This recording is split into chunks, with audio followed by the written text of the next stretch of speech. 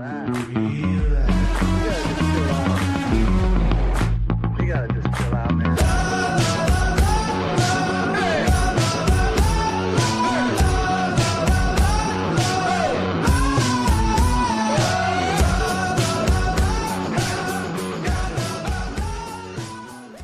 Pittsburgh Steeler fans, welcome back to another episode of the Scho Bro Show.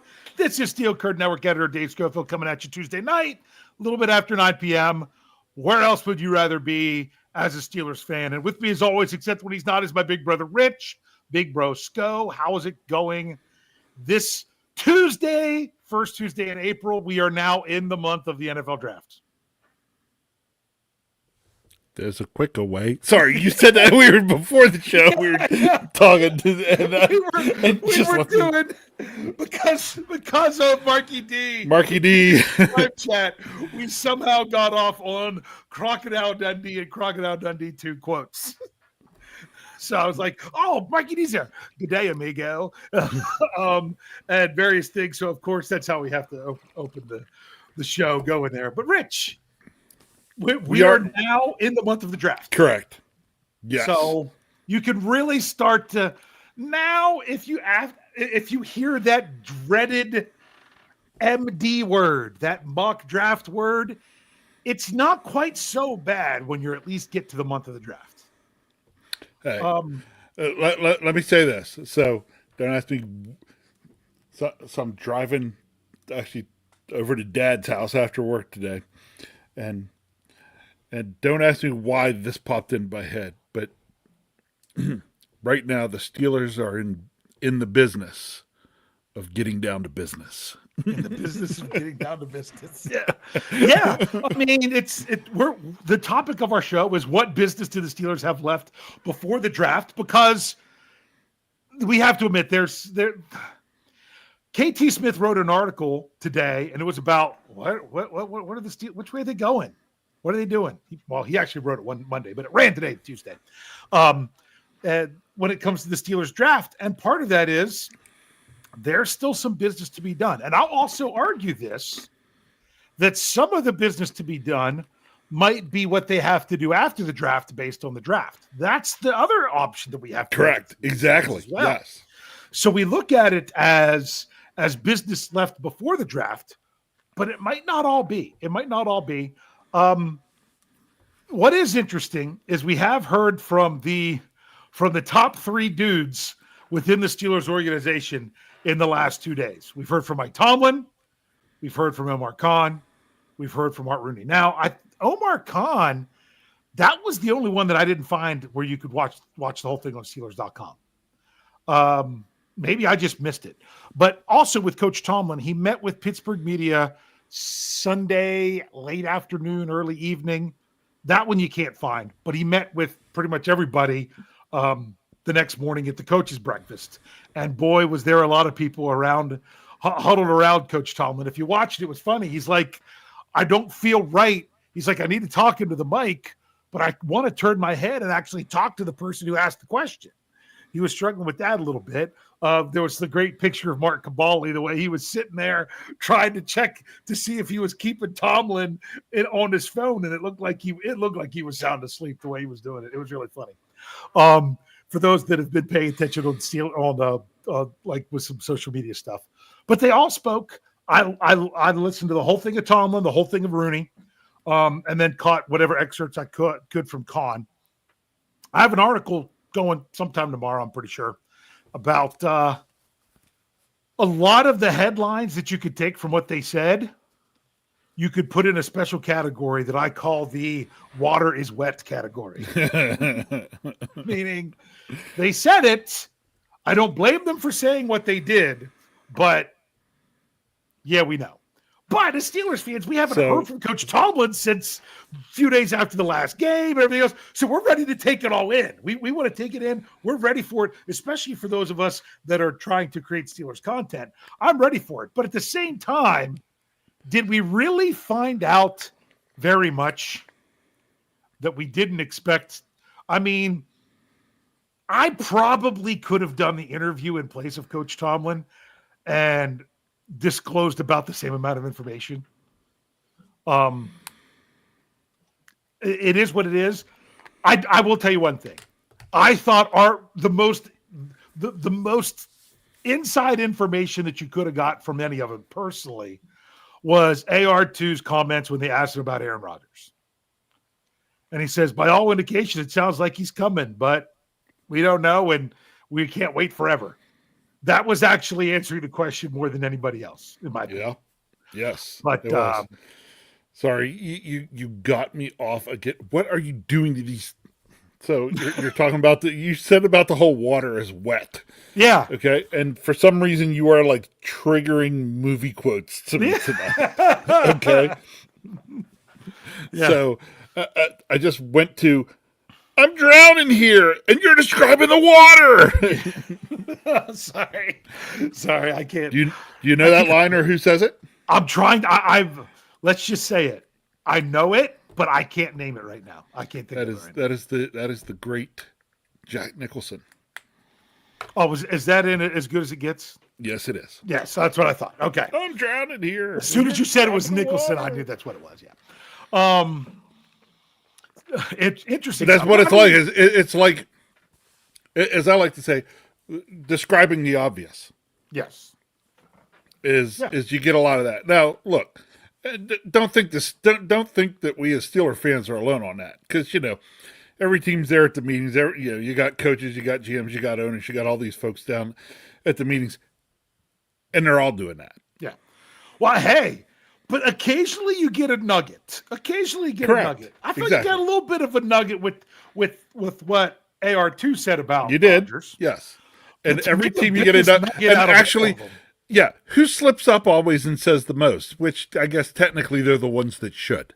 Or let's just say the one that's not going to get in trouble from his boss. Exactly. Because he is the boss. And that's what it is. Yeah. If most of the teams that are down there, the best nuggets you're getting during these meetings are typically coming from the owners. Exactly. Because everybody else has to not, like you said, not slip up and say something they shouldn't. The owner can say whatever they want. Yeah. Which is funny because Robert, after he made the breaking news that Jared Devil would repent of his sins and wants to be Jared Angel, his breaking news was the Cleveland Browns will be moving to Australia and be called the Australia Browns. If you're really going after Marky D, though, Robert, well, I don't know, you've repented of your sins, so now you're Bob. If you really want to go after Marky D, it should have been the Australia Bengals. The Australia Bungles. That really would have got him round up. But he talked about the Browns. That's where I felt like you got the most information. Yeah. That's a pretty big deal for the owner to talk about how much they got it wrong and how much of a mistake it was to trade for Deshaun Watson. No, because isn't he under contract for like 2 more years? He is. I mean, he's right, but you wouldn't expect him to actually say it. But he's not going to. Still under contract. But he's probably not going to be ready that he could even start this season. Yeah, exactly. He's going to be lucky if he could get there back halfway through. Yeah. But honestly, what he said. Yeah, I can't believe we're sitting here for a second talking about the Cleveland Browns. But we'll move on for a second. But what he said is exactly what every Browns fan probably is thinking. Oh, they all know it. But to have your owner admit it is a big deal. Admit it when, like I said, and it's another thing to admit it after the fact when the player's gone, the player's retired, the player's gone to another team, they're out of the league, blah, blah, blah. To say it now was actually what surprised me, that they would say how big of a mistake it was, and the guy's still under contract for at least 2 years. I haven't even looked up how many years he's under contract. I just know. No, it's not. Actually, that was quite telling to me. He said things more than what he said. He said the Browns is the Browns? Actually, no. What he said, basically, to come out and admit that, just told me what the Browns are doing with pick number 2. They're going to go with a quarterback. They are going with a Very quarterback. well could, yeah. So it opens up that line. But I'll tell you what the Steelers have done. They have really done a lot to kind of shade and shadow what they could be doing in the draft. And you've got to be hyper-focused on that first-round pick, both as an organization and as fans, because don't have a second round pick. So Yet. it's a long distance between yet. Because Omar water's hinted that he thought of that's a deal. Water's wet one. It's like, oh yeah, if we're able to recoup a second round pick because we lost one, we'd be in the business for that. Well, duh, that's what they do every time. They'd be willing to do that. My goodness, when they lost a fourth round pick, when they traded up for Broderick Jones, they tried to recoup it, and they did. But it's just. To me, that was like, yeah, of course. You know what? Even if they did have a second round pick, they'd probably be interested in recouping them. But yeah, you don't like to have long gaps in the draft. And the reason you don't like to have long gaps in the draft isn't because they're looking at it from a holistic NFL league standpoint of this team's going to take this guy, this team's going to take that guy, and things like that. It's we have a guy we want now. We don't want to have to wait forever if there's another guy that we would have. For example, I still believe this is just my gut, and it's a pretty big gut, so it tells me the truth a lot. That when the Steelers traded back in the 2023 draft, when they could have taken Darnell Washington, and they did it, and they traded back, they did it with the idea that they were going to trade back and take Nate Herbig. And then they traded back, and they still got Darnell Washington, and they still got Nate Herbig. That's you mean Nick Herbig? Did I say Nate? Oh, you said man. Oh my God. He's not even with the Steelers. Nick Herbig. Oh, thank you. Thanks, bro. How can I mess that up? He's the only one on the team now. How can you mess that up? You can mess that up. That's a 2-minute penalty. You got to take over the show. Dave, you mess that up because you are you, and that's what you do. But yeah, totally get what you're saying. You like to have it set up so that if you're in the midst of the draft, you can make some moves and still, we talked about it after that particular draft. Like, we just chalked that draft up as just absolutely phenomenal because the Steelers multiple times, made a move thinking they wouldn't be able to then get a guy, were able to get that guy, and then got the guy they were going to get in his place. It was like everything seemed to fall the Steelers' way and go. They traded up for Broderick Jones. Joey Porter thought they were trading up for him. They still got him at 32. Right. It's like then they got Keanu Benton at the next pick, who I think the Steelers would have taken at 32 if Joey Porter wouldn't have been there. Every step along the way, it felt like they were getting players, or at least when we did our mock draft that year, it was they got them. Everything they got was a pick later than what we had. Right. Everything was falling the way, just the way you could have hoped, would have hoped for the Steelers, and that's why you don't want to have that big gap from 1 to 3. Now, could they be stuck with that big gap from 1 to 3? Yes, they could. Yes, and I'll tell you, it's going to be hard. That's going to be hard for Steelers fans to swallow on Friday night of the draft, on Thursday and Friday of the draft, to know you got that gap if they don't move at all. But man, it's not going to be all that bad when you see DK Metcalf catching passes this fall. Yeah. It's going to be no worse than, several years ago when we sat through Thursday night without a pick. I know. That was to me, that was even harder to go round one and not have a pick. Yes. But we all just kept telling ourselves, but we don't have a pick because Minka's sitting back there. So, and that's why, Brian was ready to do, was ready to do a breaking news podcast when the Steelers pick would have been, and said the Steelers select Minka Fitzpatrick, to remind everyone that that's what they had. That was the price of business. Some people are like, man, I'd love to have that second round pick. We'll see in a few seasons how everything works out, because it's easy to talk about now. But look, almost like with the draft, you got to give it some time before you know exactly how it is. We could be sitting here in a couple of years saying, wow, that was worth all that and then some of that second round pick. Yeah. Yep. We could also be saying, it was okay, but nothing spectacular. Right? Mm-hmm. Or we could be saying, Man, did we just pull a Cleveland Browns for Deshaun Watson move? Yeah.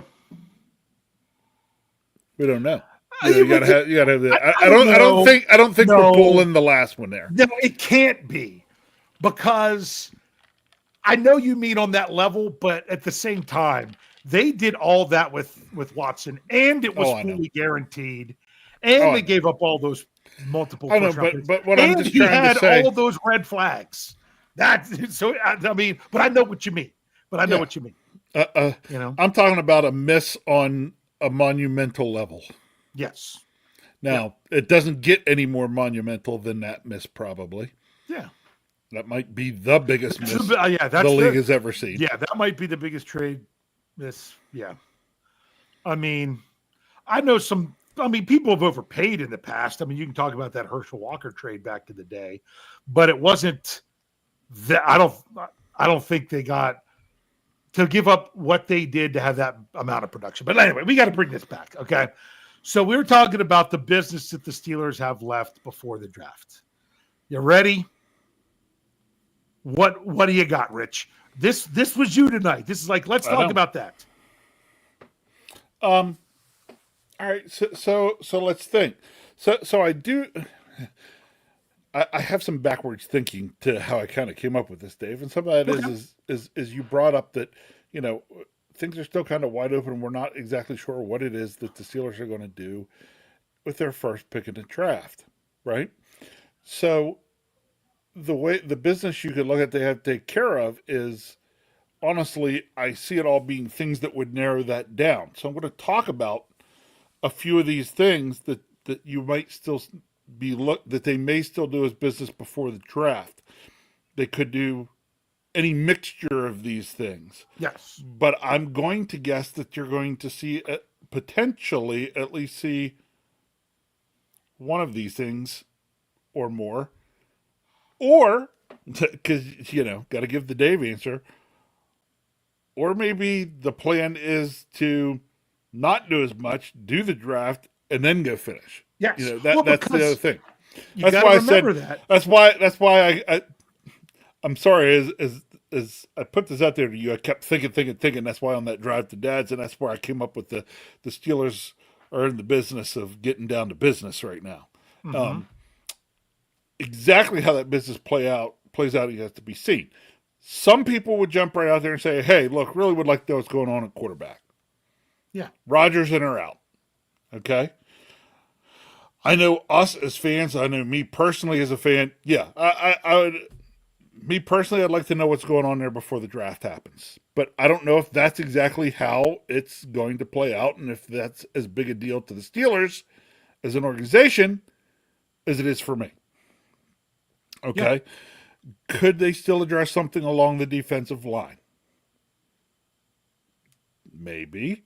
Could they still look to do something? Hold on, we're getting to too many topics in a row. Let's break it down one at a time. All right. Well, let's do quarterback and then let's do the quarterback first because that's the low-hanging fruit, in my opinion. I'll tell you this because I know I've been like, I don't really want Aaron Rodgers. I don't. The longer this has drug on, and it looks like Rodgers is likely going to come. First of all, remember, the only thing that's going to make me really happy or really sad about this deal more than anything is the money. I've said it a bunch of times, and people who know me and read my articles about the salary cap and everything else, I have a feeling you know that. But I have actually warmed more to the idea. It's kind of, let's just say it. I'm just accepting that it seems inevitable that that's who it's going to be there. So I've warmed to the idea. But if you made it my decision right now, yay or nay, I'd still pick nay just because money, everything else, roll with Rudolph and go with it. But if they do it, I completely get why they do it, and I'll go with it. I know you're listening. You're trying to say. No, you know what? I almost hear something. Oh, my gosh. Don't take Kenny Pickett. Don't take Kenny Pickett. You shut the front door. Gosh.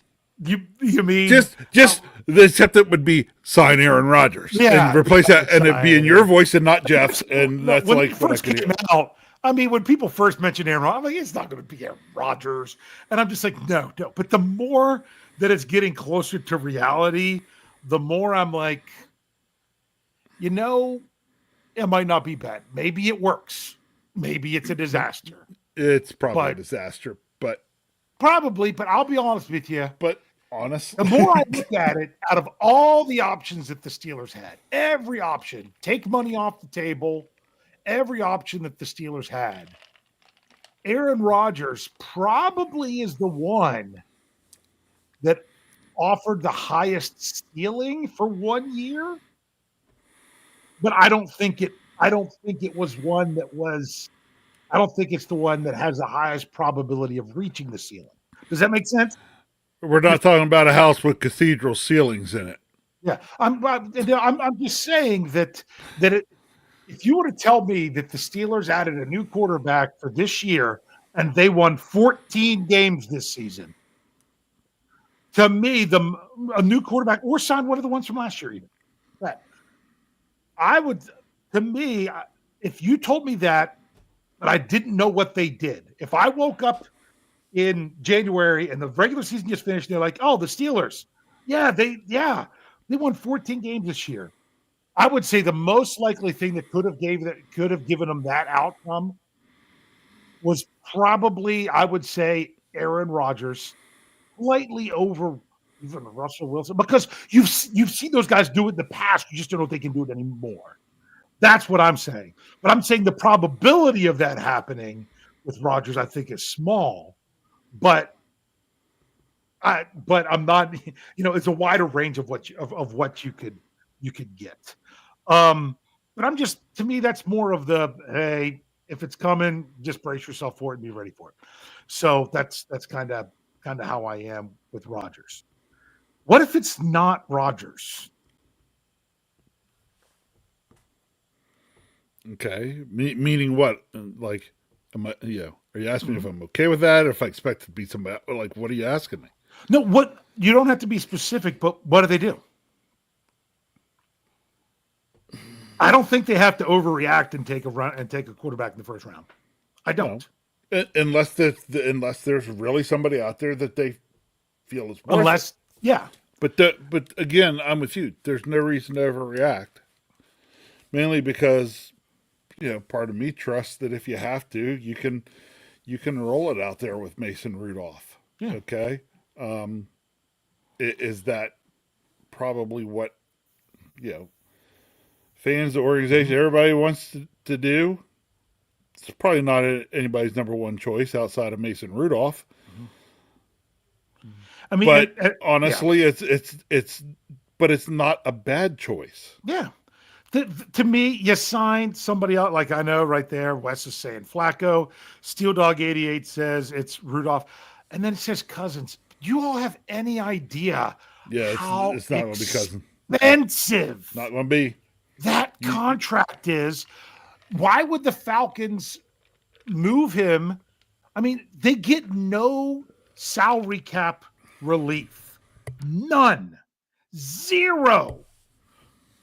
For this year, even with a post-June 1st designation, which means they couldn't trade him until after June 1st, because if you trade before June 1st, you can't use that designation. They'd take a huge cap hit and everything. Well, wait, that was if they cut him. Sorry. If you trade him, it's a little bit different story, but still, they're not going to get much relief. The Steelers have to take on a massive amount of salary cap, and you have to actually give up capital to get him. That's one that I think is just a big no. That's where I'm like, I would definitely. I would question what it was that Omar was smoking that day. Yeah. Oh, I'm not saying that it couldn't happen either. I'm just saying for as much as what the Steelers would want the Falcons to have to take on that contract, I don't see why the Falcons would do it. Yeah. Yeah, the Falcons set that contract up to not leave them much of an out to get out of it in any way. Yeah. They're going to have, so, chances are Kirk Cousins stays on that team and is a extremely highly paid backup quarterback. Okay, because because if they traded him now, the one difference between cutting him, well, because now that $10 million guarantee is already chipped in for next year and everything. If they were to trade him right now, you know how much they would save on the salary cap? It's something $2.5 million. That's it. Yeah. And they would be taking a lot of dead money. So the Steelers would be taking on 37 and a half, because they would have to, I mean, it would be 27 and a half this year, and the 10 plus the 30, well, the 35 isn't guaranteed, but it would be 27.5 this year, 10 next year, and the draft and the compensation. That's the key, and the compensation. Right. I mean, because, like, honestly, I mean, what if Rodgers came in at 27 and a half, I could see it, but he also doesn't carry 10 million the next year too. So that's why that just gets tricky. And so to me, if the Falcons didn't release him and they were going to move on from him, they would want something significant in a trade. And I don't know that the Steelers would do that. Right. So it just, and he didn't look very good last year. So, right. And the more you would look at it, the more that one makes no sense to do. So yeah. So yeah, that's why I'm glad they had me through. Okay, so that's a little bit too much on the quarterback. But to me, I think the Steelers are going to add a rookie, regardless of Rodgers or not. Yep. Whether it's in the draft or as an undrafted free agent. I'd say the more likely thing would be somewhere in the draft, even if it's late. But we'll see. Anything else you want to say about quarterback? Nope. All right, we're going to take our break. When we come back, we're going to hit a couple super chats. Then we're going to roll on with the other business because we know it's defensive line next because we already started to mention that. So stick around. We'll be right back after this break. Relax, don't worry, no rush, what's the hurry? Relax, don't worry, don't worry, relax. Relax, don't worry, no rush, what's the hurry? Relax, don't worry, don't worry, relax. All right, we got to relax. Don't worry, because the Steelers still have business to do. Here we go, real quick. Before we dive into this, Steel Dog 88, $5 into the tip jar. He says, do you feel it is more likely the Steelers trade back for once in the first round this year? I'll tell you this. I think it's more likely they trade back than they trade up. Just because of not having a second-round pick, having to give up more capital to move up would be tough to do. Honestly, I think trading back is possible, but it's hard to do. I still think that depends on some of this business because it depends ends on up some of this business. Because some of it's going to depend on, what position are the Steelers targeting, and if there's multiple places they could go with that on the board, and somebody's wanting to come up, do you come up and gain an extra pick somewhere later in the draft? Yeah, But here's the thing. And as we always say, don't forget, to be able to trade back, that also means somebody has to want to trade up. Yeah, and exactly, because I talked about this on the Q&A with Jeremy on Sunday night. That was a whole lot of fun. If you didn't catch that, you can go back and check it out there on YouTube or audio. That I said it's a perfect storm because you have to have a team that's willing to trade up, that's far enough back, but the Steelers still feel like they have enough options if they move that far back, and that they have the correct capital to make it worth the value that they could offer the Steelers. Like, for example, if you've got someone who wants to trade up 8 spots, but they're going to offer you a pick, they don't have, but maybe the best they could offer you is a late 3rd round pick, and the true value would be an early 3rd round pick, and they don't have one. So it's those kind of things. Then can you swap stuff other places enough to make it work? So one, do they have the assets to make it work? And 2, is there even a partner to do it? Because a lot of people have said this is a good draft. This is a draft where a lot of teams are going to be looking to trade back. And when a lot of teams are looking to trade back, that makes it harder to do because it's supply and demand. And the supply is teams wanting to move back, and there's not much demand to move up. So it's all going to depend on how the draft. Or there might be falls out. demand to move up then, but I'm not selling the house to do it because because of that demand you were talking, or the supply that you're talking about. When there's big supply, it's buy low. Yes, exactly. So, hey, I'm actually going to save the second super chat. Yep, please Sean, do. because I'm gonna bring that up a little bit Because we are going to get to that probably. Yes, we are. We're going to get to that one. So let's go through these, and we'll be moving to it a little bit quicker. Defensive tackle. You already brought that up as brought that up. If there's business for the Steelers to do there. What do you want to say about that? There's business for them to do there. This is the one where I actually think there's a chance the Steelers would look to do this in the draft, and if it doesn't get addressed the way they want in the draft, then they go back to the free agent market after the draft. That's where that would not surprise me here. Yeah. This is one that I've wondered if I should have used an unpopular opinion. And who knows, if I run out of ideas before the draft, maybe I will. You ready? The Steelers might believe they're just fine. They could. Tackle. They could. Now, based on some of the stuff Coach Tomlin was saying, I'm like, you know what? I still want them to take a defensive tackle with their top pick, unless, like Wes was saying in the live chat, unless there's a David DeCastro moment where somebody falls, you didn't expect to be there, and you're grabbing them. If the draft is just playing out normal for the Steelers, I'm hoping it's a D tackle. When I think of a normal draft, I think of when they drafted Najee Harris. That draft fell out normal, and it made sense there. Christian Darrisaw was one pick away. If the Vikings wouldn't have taken him, I would have been ticked if the Steelers didn't draft him, because that would have been a David DeCastro type thing. Yes. But so if the draft just plays out normal and there's not someone sitting there that you're like, oh my, how are they still there? Then I would hope it would be a D tackle, because even if the Steelers don't feel that they have to have one, you have an aging Cam Hayward. But the same argument could be made about wide receiver, with George Pickens being only one more year. But we'll talk about wide receiver a little bit. So you can make that argument. But to me, they talk about you're generally only having two on the field. You have Cam Hayward and Keanu Benton. If you needed a third out there, you have Montravius Adams. It's just there. Would you prefer an upgrade?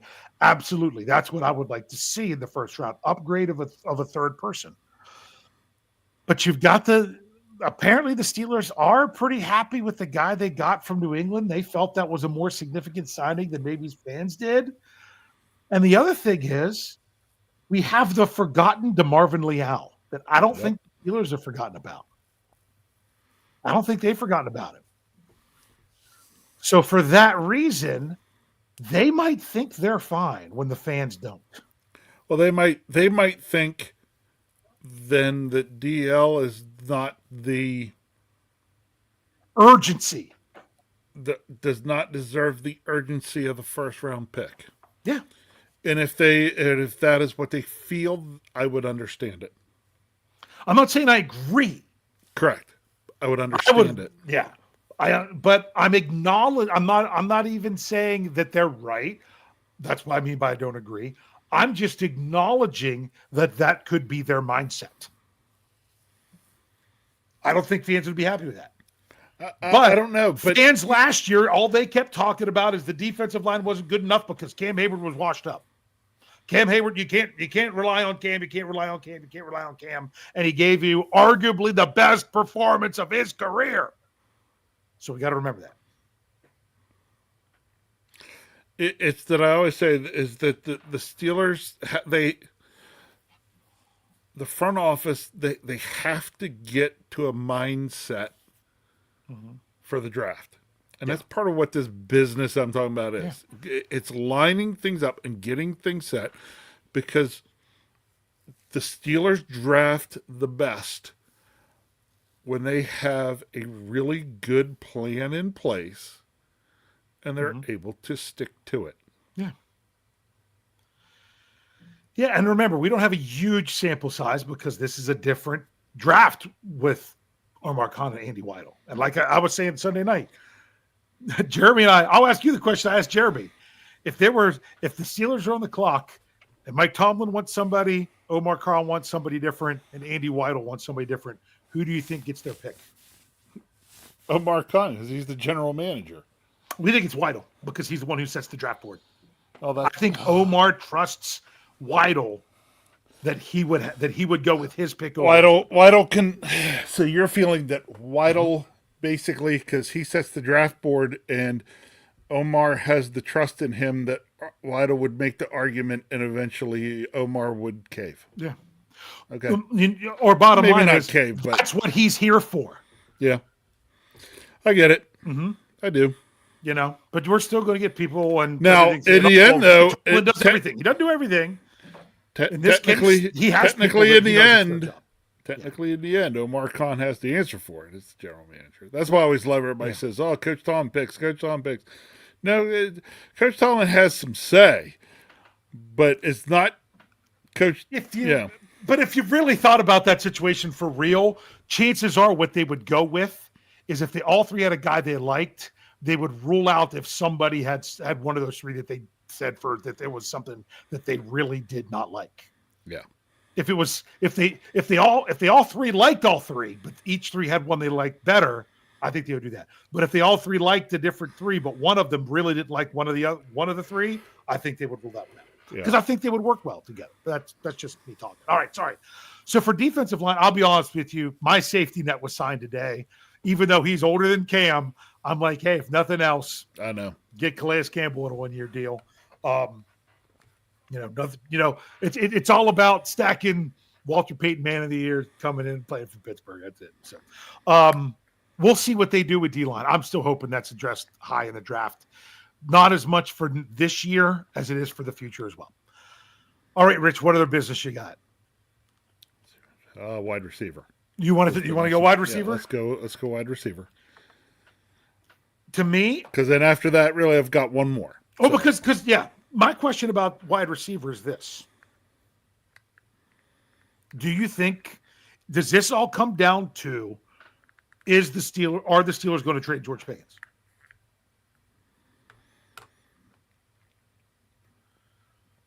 I don't know that it even totally comes down to that though, Dave.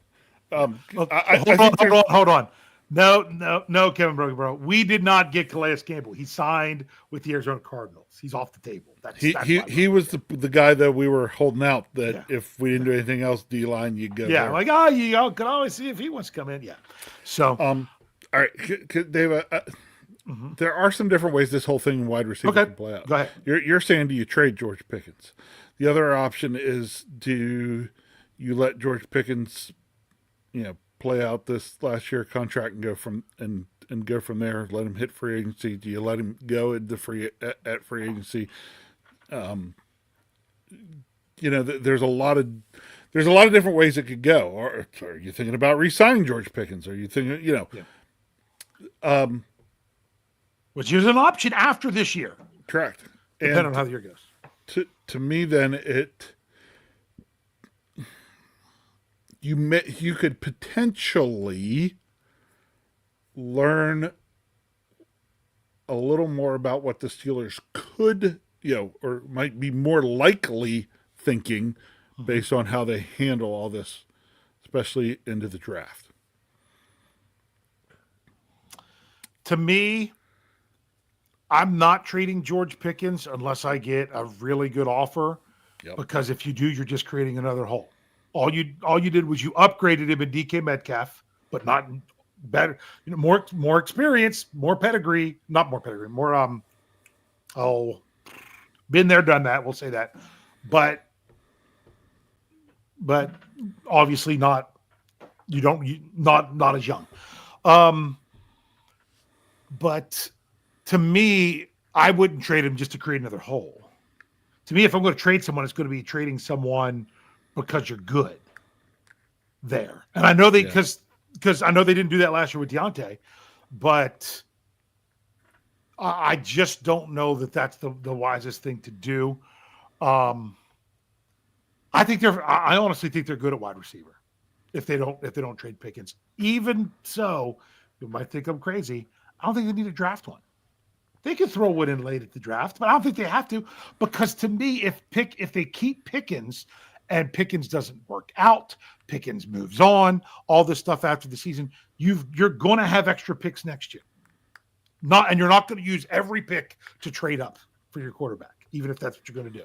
That you'll still have other picks that you can use next year. True. Yeah. True. So, because you got Roman Wilson, who's basically second-year rookie. So I got just a random scenario on this that I throw at you, Dave. So, okay. What if somebody came along and offered you, like a second and a sixth for George Pickens? You take that in a heartbeat because he's not worth that. Yeah. You'd be doing good to get a third for him. If you get a second and you get 2 picks for him, or let's just say this, I'd even take a second and swapping my 7th for a 6th. I'd even do that. Yeah. Actually, that's probably more the line where I was thinking. Yeah. But because I think then the Steelers, you're doing with the idea of you've got to be taking a wide receiver in the 1st or 2nd round. Yes. And I keep saying it, I'll say it one more time. I am not in the camp of, they're the same wide receiver. Why would you want them? Because they're both good. Okay. I keep saying it. If you had 2 DK Metcalfs, you would play them both. If you had 2 George Pickens, don't you think the Steelers would put George and Jorge Pickens both on the field if they had them both? 2 of the exact same. Yeah, you would. George even though they and do the same thing. Yeah, you know what I'm saying? So, yeah. So, I mean, if you're going to get a really good deal for George Pickens where you feel in this draft you can replace him, yes. But to me, I don't want to trade George Pickens. I know a lot of people want to talk about the wide receiver from Ohio State in the 1st round. I'm not trading Pickens for a 2 and in order to have to then even take the wide receiver in the 1st. I mean, if they like him that much better than Pickens, then that would make sense. And then maybe you could have a D tackle in the 2nd and go from there. So it would really depend. I just don't think they would get that for Pickens because why? His stock is as low as it can get right now because of how he finished last year. Yeah. You'd be selling low. I'd be shocked if teams would give that. Yeah. The interesting part is, does he realize what he did to his stock? Well, yeah, I don't know that he knows. Yeah, I don't know that he knows, Yeah. and doesn't understand, because a lot of times these guys don't. And it's just like, you made a couple bonehead things that basically cost you. Yeah. What I want to see is, how do I say this? I want to see George Pickens as part of a wide receiver group where he's got a veteran wide receiver who is better than him. Because he hasn't had that before. I mean, you could make the argument with Deontay. But it was an argument. Their styles were so different. Yeah. I don't see, George and DK aren't exactly, they're not clones of each other, but they do share some of the same skill sets. And that's what I think would be interesting to see. And it wouldn't be worth taking that shot, especially being cheap on the last year of his rookie deal. So, it's a lot different when you're taking that shot with Deontay Johnson, who was worth all the millions, whatever. So, yeah. I do like, I'm not going to bring them all out because a couple things in there, but some folks were talking about was like, play Pickens this year, but don't pay him next year. But it's like, well, wait a minute. You could. Somebody in there said you could. You can go ahead and pay him next year. Yeah, you can. Yeah. If then you're starting, or if you're a quarterback, then and if you end up packaging a bunch of stuff, move up, get a good quarterback, so that you're not paying your quarterback, you could do that. Yeah. You can get away with paying 2 wide receivers when you're not paying franchise quarterback money. Yeah, correct. You're right. So there are options. So the Steelers are going to have some options there. The thing I'm going to find interesting is, I always have fun. I could get caught on this, but it's like, do I watch what the Steelers are doing and then kind of try to read the tea leaves as to what could be going on later? Yeah. So, Sorry, I had to laugh when I saw how Kathy greeted her daughter in the live chat. what? Okay, I Kathy- missed that, but Kathy not sure. says, well, if it isn't the consequences of my own act. I'm sorry, that's really funny. Oh, my. I'm bringing up the other super chat now because I want to talk about this. Yep. Well, this was my last place. This was another place that I had to potentially talk about with. Sean Manhan, $2 in the tip jar. And Sean's actually got a picture in there, which we didn't have before. If you're watching live on YouTube, Facebook. Thanks for the $2 and good to see you, Sean. Yeah, good to see what we're looking at there, Sean. Who said sign J.K. Dobbins for RB? I was all on board for that before free agency started. I think I'm really looking at running back a lot different than what other people are. Why don't you see what you're thinking about with running back, Rich? I don't necessarily know exactly what I'm thinking, what I'm specifics. I just expect there to be some more stuff done in the running back room. Okay.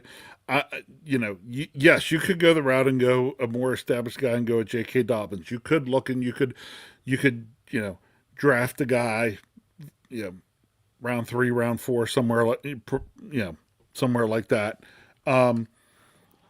There's a whole bunch of different things they can do. I don't think that room is complete. No. It's just the questions of how do the Steelers want to address it?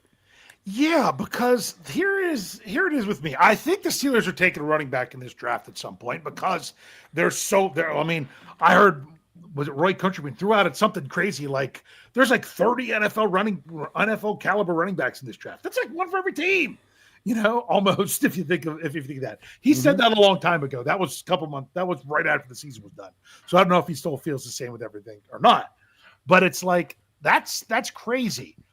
But people were talking about the Steelers need that bruising running back, like the Najee Harris, maybe even more like the Jerome Bettis. My thing is, I don't think that's who they should have as their number one. To me, if the Steelers are going to add that powerful back, he's your number 3 that you just used on third down and goal line. Honestly, because I'm actually pretty darn excited about Jaylen Warren and Kenneth Gainwell because of what I would looked at right when the season was done. I talked about it on Pittsburgh Standard Time and things and did an article about it, is that the Steelers need to have more weapons on the field with their eligibles. They're wasting too many people on the field in Scotty Miller's, Van Jefferson's, and Michael Pruitt type players. Even Connor Hayward, Now Darnell Washington, I think, can be a weapon if they use it. Okay. Yeah. But to me, I didn't even really consider Najee Harris a weapon because his utilization was such that the defenses did not respect the Steelers as when Najee was in the game. It's like they knew what was coming. You actually had more of a weapon in Jaylen Warren because you didn't know if they were going to hand it off or if they were going to pass it. Where with Najee Harris, most of the time he was in there, it was going to be a run. So to me, I like the weapon aspect, but you still need a bruising back at some point, but he doesn't have to be your number one guy. I honestly think that the Steelers' philosophy is they're going to be Jaylen Warren and Kenneth Gainwell, and then have your third down back isn't not your third down back. Sorry. Your third running back is not your third down back. They're your third and short back. They're your goal line back. So which is the opposite of how the Steelers have typically done it. So are you saying basically what the Steelers need is a bad Malafala? Yeah, exactly. Yeah. Yeah, that's what they need. That type of a running back that's not your main guy, but your guy. They need what Jerome Bettis was at the end of his career. Yeah. Go with a Willie Parker. Go with the Willie Parker that's the weapon in Warren and Gainwell, and find somebody else to be your Jerome Bettis. And honestly, I don't know that any of these guys can live up to those two. No, but I'm again, just using the style. No, but then again, and it's not just a guy that you hand the ball off and he averages, 1 yard or 2 yards. You still want a guy who can do it, because if you want a guy like that, Bettis, you want a guy that when you're playing, I don't know, name some place that still has a grass field besides Acrisure Stadium. When you go on the road, you're playing in bad weather on a grass field, and you want to grind it out with that big back. Yeah, you got to have somebody who's good enough to do that. Yeah, exactly. So to me, I think that's one of those things that if they do that business ahead of the draft, then I don't even know if they go running back. I don't think they're going to do that ahead of the draft. I think it's if they don't get the right guy in the draft, then if they don't get the right guy that they feel like they could take him in the draft, they might looking, because it's not long after the draft that additions don't count as in the compensatory formula anymore. And then you could add, like I think Wes even threw out like a Cam Akers or a Dobb or someone like that I don't, but to me, I think a rookie would be really good for that, because you're not wanting to overwork them anyway as a rookie. And you just put them in those situations where, in the Najee Harris situations of, hey, look, it's a run. We're going to run it, but we only need this much, and we're going to go out there and we're going to get it done. Those kind of things. So we're running really, really late. Anything else you want to say of business to do before the draft? No, other than just the fact that, I know the Steelers are working on their business. Okay. That, like I said, there's still a lot that needs to be done, and they're figuring out right now how they're I almost said how, and that's not what I want to say.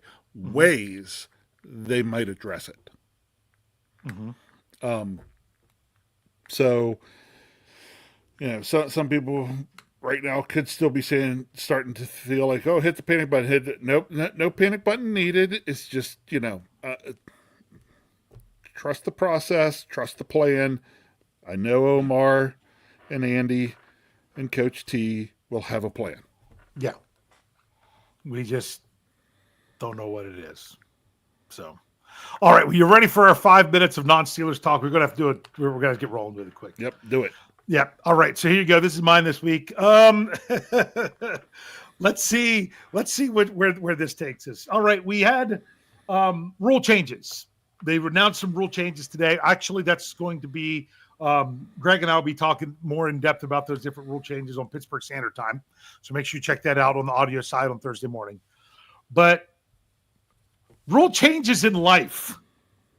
What's something that if you could change a rule, not in sports, but just in life, that you would say, I think this is a rule change I would make. Because we talk about rule changes in the NFL we make all the time. If you have a rule change in life, you're just looking at me like, really? A rule change in life? Yeah. Okay. I got nothing, dude. You better start with something, because right now I got nothing. Some of it could just be based on expectations. Like for me, I don't. When I was a teacher, I wore a tie every day. I would love a rule that I don't ever have to wear a tie again. That would be something that would be really nice. Oh, here you go. I got a good one. Here's an example.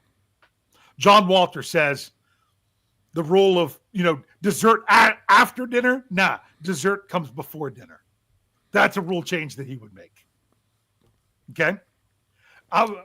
Sorry, we sat here and dag on it. You did it yet again. Yeah. I'm making you quote a movie, right? Yes, you are. Don't drive on the railroad tracks. Yeah, I happen to agree with that one. I happen to agree with that one. BF Bud says no property taxes after retirement. Hey, there we go. I mean, I don't want to get anything too. Here, I'm going to throw one out to you. I mean, I don't want this to be like anything. Please don't people go like it's political crazy or political or anything like that. I don't like seatbelt laws because I don't like laws that try to protect stupid people from themselves. Laws are supposed to protect people from stupid people. I don't think the law should be if you don't wear your seatbelt, you get a fine. I think the law should be if you don't wear your seatbelt, you don't get insurance coverage, medical benefits, or anything if you're in an accident and you don't have your seatbelt. There should be different consequences. Like, it's okay. You don't have to wear it. But other people shouldn't have to pay for you if you get hurt or if you hurt somebody else. But hurting someone else wouldn't matter if you had your seatbelt on or not. But if you get hurt because you're not wearing your seatbelt, you should not be able to get any kind of insurance claim from it. So some people are like, yes. Look, when you got to wear your seatbelt on a plane, you don't own the plane, but you do own your car. So I'd be okay. I mean, that's just one of those silly things with me that I'm just like, you should have the right to be stupid, but I shouldn't have to pay for you if you do something stupid like that. So that's just me. Oh, wait, here's a good one. Remix. Bring back supersize. Nice. So, yeah. So, you said it, and I have to wear my so then seatbelt I on. I can't even. It feels weird if I don't do it. So Okay? you guys say with smoking. We're not going to say we can stop all the anti-smoking campaigns, all of this, that, everything else, but we're just not going to pay for you if you do it. Yeah, I mean, like I think what she's saying is if you get sick because you smoke, you shouldn't be able to cash in your insurance for it. Where other people have paid into it to where you're doing it. Yeah. So, right. Yeah. So, things like that. That's what I'm saying. If you're going to make a dumb decision, other people shouldn't have to pay for it. Let's not go down that path too much. Have you had an opportunity to think of anything, any rule, any rule you would change?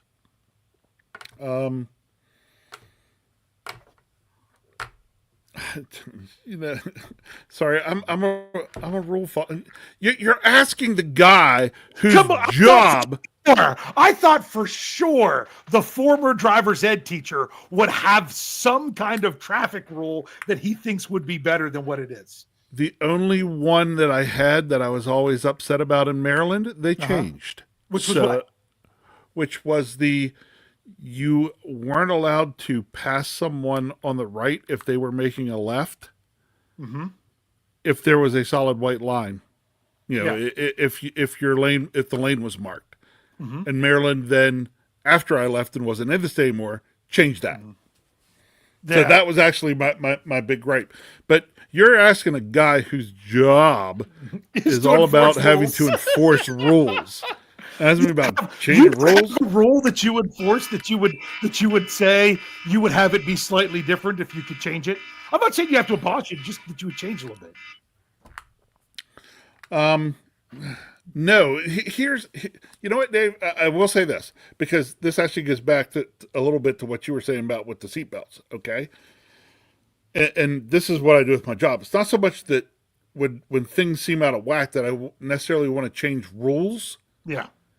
It's then you change the consequences. Okay. Yes. Yeah. Okay. Exactly. And so the rule may still be important, but what happens if you break the rule? That's how you change then and work to curb behavior. Because isn't that what rules are all about anyway? Is curbing behavior. So you're basically talking about should defensive holding be an automatic first down? That's right. I mean, personally, bringing it back to football, that's why this whole thing was there. Yeah, I mean, it's funny. Kevin Brokenbarrel says cutting in front of people and slowing down, reckless driving. I mean, I think there should be bigger consequences for people that are trying to commit insurance fraud by having you run into them. Things like that. So yeah, things like that. So, you know, I get that. But back back to the whole thing with defensive holding. I think they should make it, instead of a 5-yard penalty, I think they should make it a 10-yard penalty. And if that's not enough for a first down, then it's not a first down. I like that one. Why is it only 5 yards on the defense, but 10 yards on the offense? But then why does the offense get an automatic first down if the defense does it? It's just a lot. So, all right, you ready? We need to get to our big question. Big question. And no, it's not going to be if you could change a rule in the NFL. That's not going to be. Rich, what's our big question? You had this more in line, so why don't you ask it to me this week?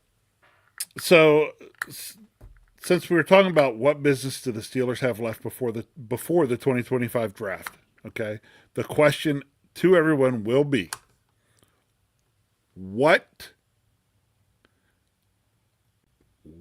piece of business would you like to see completed by the Steelers prior to the draft?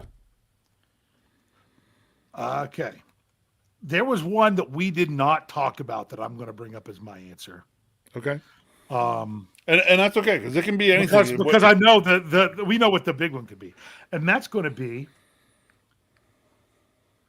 I want the Steelers to figure out their third offensive tackle.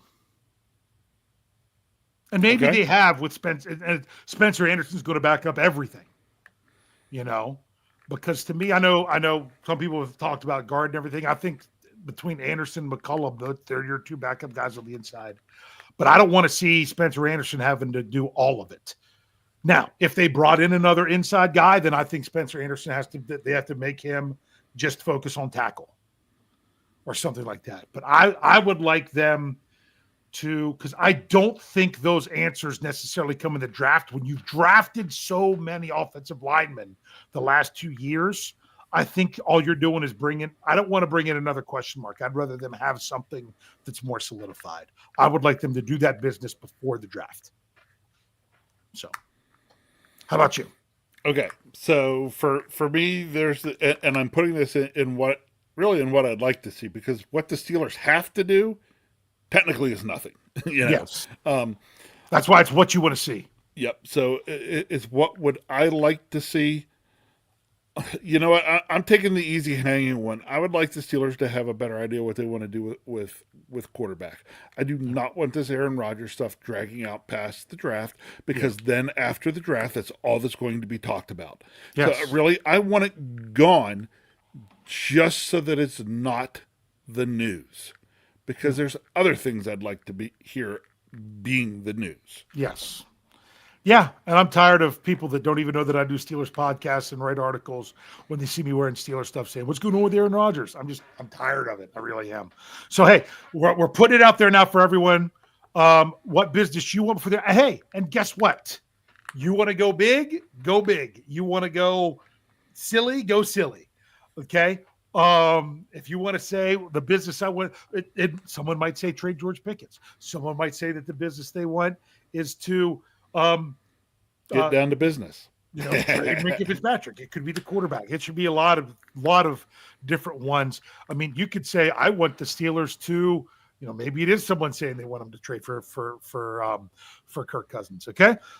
Kathy, she was first. Kathy Ford says Rodgers question answered. And I think I like that. Whether it's yes or no, just to have the answer.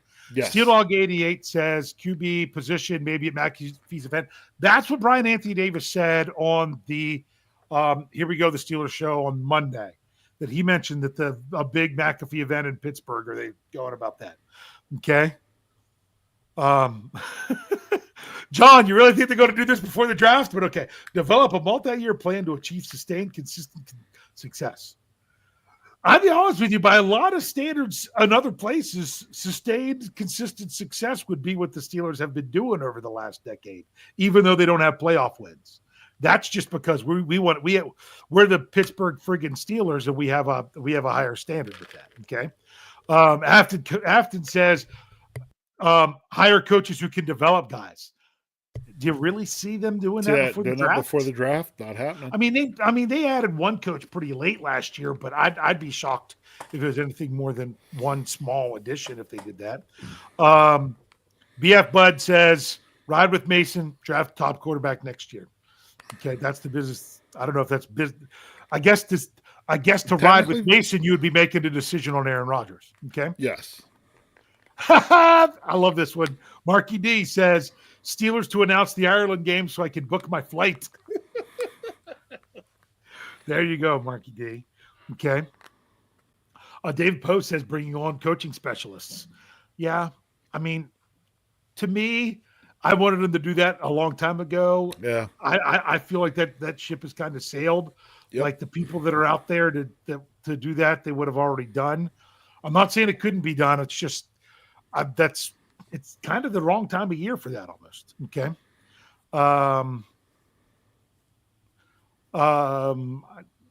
This one from a remix. Hold on. I don't think that's an answer to our question. I think that's just another statement. Okay. So if it was a remix, put it in there again and I'll bring it up again. If that really was to be your answer. Because I know some people, I mean, it's fun. Not all these have to be the answers to the questions in there. TD, Tom Dessenberger says Steelers, new talk on new facilities. See, I don't know that that's business does it need to be done by the draft? I get it, but yeah, I can see it. Gavin Anthony says closure with the quarterback situation.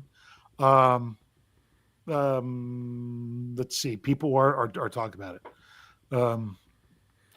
Let's see. I'm going to bring it up. Ron Owen says culture change. Players with bad attitudes should not be tolerated.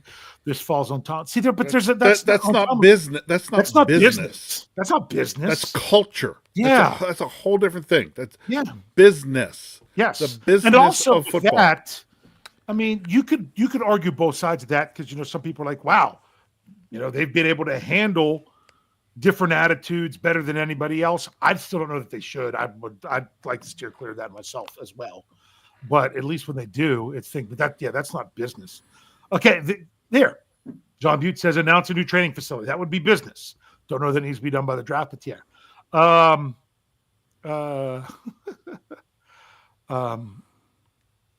Kevin, this is what he said. He said before the draft, even get a huge mammoth to put in the middle of the defensive line. So if you want that before the draft, then that's all right. And I think that's about all we got, Rich. We've run over big time. If anything else comes up, I'll bring it up. Make sure you're checking out our podcast. As I said, I'm going to talk some of those rule changes and things for Pittsburgh Standard Time. You'll have a Let's Ride tomorrow. I think there's a Steel City Insider tomorrow. It all depends on. I don't know if Jim was down for the owners' meetings or not. And then but you'll have our typical podcast. Make sure you continue to check out SteelCareerNetwork.com. Anything else here? They should announce the throwback uniforms they're going to wear this year. I'd take that. It's probably not happening, but that's a very different take. Style. But a new style. Yeah, I don't know that they'll do it before. I do that, but do it before training camp for sure. But yeah, I like that. That's actually a pretty good idea. Think about that. So, all right, Rich, what do you want to say here to close that tonight? We are in the month of April. Yes, it means we are getting closer. As we said in the show tonight, I think there's still a lot that could go on between now and the draft, even though a lot going on may be nothing going on. And if nothing's going on, that tells me that we're not going to have as clear a picture as what's going to happen during the draft as we sometimes do. And believe it or not, I'm okay with that. I will be okay with that. I will be more okay with that if then the draft goes in a way that the picture becomes clear. But in waiting for that draft, I'll go ahead and bring it up because Dave? How far away are we from the what is this fourth annual Scho Bro? 2 weeks. 2 weeks from tonight. I think it'll be at least the third. It might be at least the third. Might be the fourth annual Scho Bro. I'm pretty sure the first one was 2021 because it was Najee Harris. So it would be the fourth. maybe. I don't know. Fourth annual Scho Bro mock draft. 2 weeks from tonight. The only time that I will try my best to be excited about a mock draft.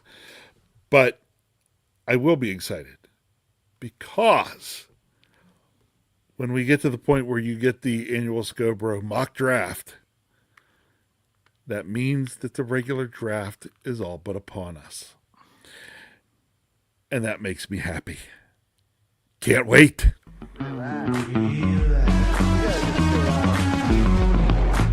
gotta just chill out, man.